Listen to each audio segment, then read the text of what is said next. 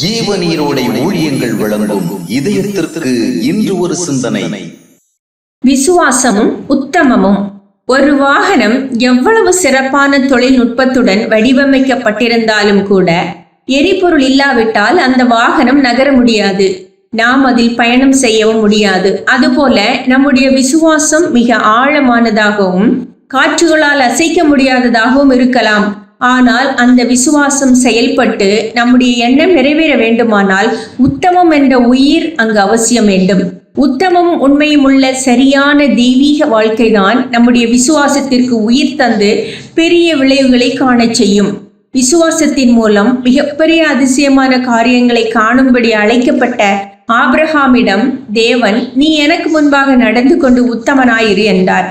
Abraham தன்னுடைய விசுவாச திறமையினால் மட்டுமோ அல்லது நம்ப முடிந்த ஆற்றலினால் மட்டுமோ தேவனுடைய பெரிய காரியங்களை காணவில்லை. அவனுடைய விசுவாசம் அவனுடைய உத்தமமான வாழ்க்கையின் மூலமாகவே உயிரோட்டத்தோடு செயல்பட்டு பெரிய காரியங்களை கண்டது. இந்நாட்களில் தேவன் நமக்கு அதிசயமான அற்புதமான பெரிய காரியங்களை செய்வார் என்று நாம் உறுதியாக விசுவாசிக்க முடிந்தால் அப்படியே அது நிறைவேறும் என்று பலர் போதிக்கவும் பலர் நம்பவும் செய்கின்றனர். ஆனால் இது நாணயத்தின் ஒரு பக்கம் மட்டுமே. மறுபக்கம் நாம் வாழும் வாழ்க்கையின் பரிசுத்தம் மிக முக்கியமானது. தேவன் நம்முடைய நம்புகின்ற திறமையை பார்த்து ஆசீர்வாதங்களை வழங்கிட அவர் ஒரு தானியங்கி இயந்திரம் அல்ல. அவர் தேவன், நம்முடைய வாழ்க்கையை சோதித்து அறிகின்றவர்.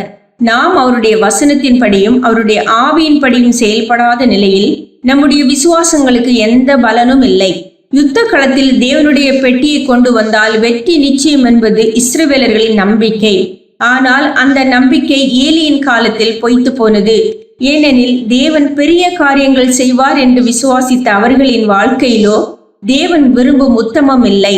நமக்கு தேவனுடைய நன்மைகளை பெற்றுத் தருவது விசுவாசமா அல்லது உத்தமமா என்று ஒரு கேள்வி எழுப்பப்பட்டால் உத்தமம் என்பதே சரியான விடையாக இருக்கும். சில நேரங்களில் சில சூழ்நிலைகளில் நம்முடைய விசுவாசிக்கும் ஆற்றல் மிகவும் பலவீனமாய் இருக்கலாம். ஆயினும் நம்மிடம் தேவனுக்கு பிரியமான ஒரு வாழ்க்கை இருந்தால் அதன் அடிப்படையிலே தேவன் நமக்கு பெரிய காரியங்களை செய்வார்.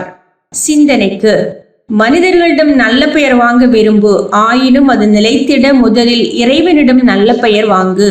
மனிதர்களிடம் நல்ல பெயர் வாங்க விரும்பு, ஆயினும் அது நிலைத்திட முதலில் இறைவனிடம் நல்ல பெயர் வாங்கு.